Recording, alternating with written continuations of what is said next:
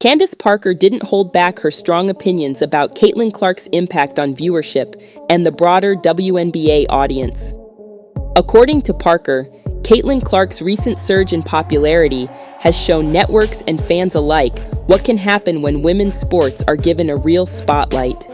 Parker noted that Clark's NCAA championship game, broadcast on ABC for the first time, shattered viewership expectations, drawing millions of viewers who might never have seen a women's game otherwise.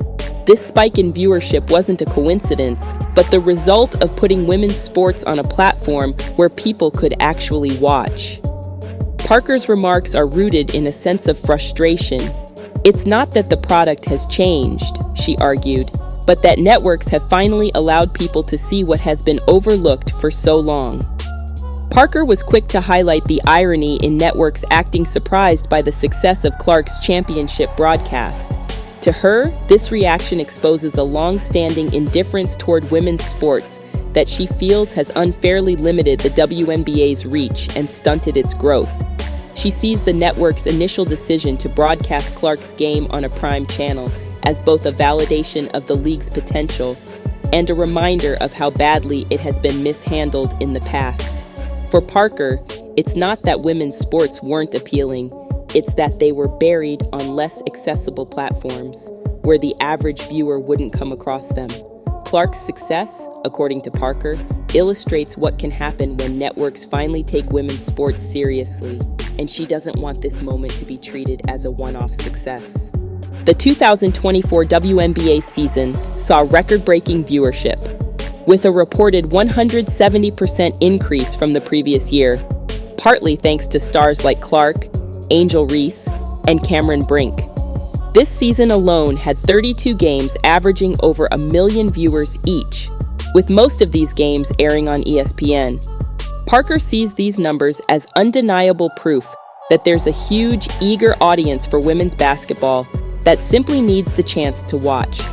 And yet, she isn't satisfied with the current level of exposure, arguing that much more can be done to capitalize on this momentum.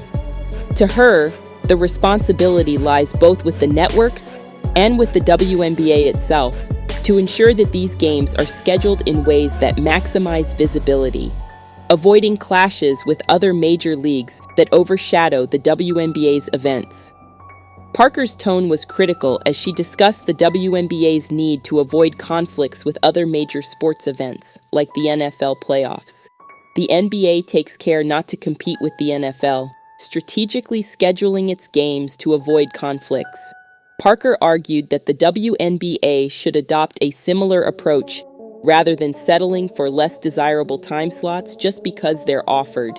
In her view, accepting whatever time slots are left over shows a lack of respect for the league's potential.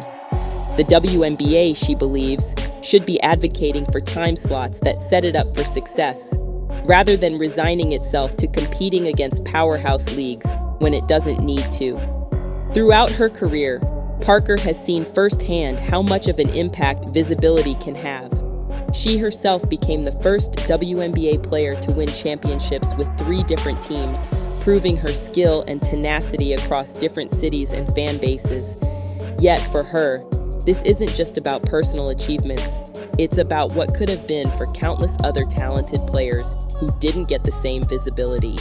Parker's passion stems from knowing how much talent exists within women's sports, and how unfair it is that many players are denied the same opportunities for recognition simply because their games aren't easily accessible to a wide audience.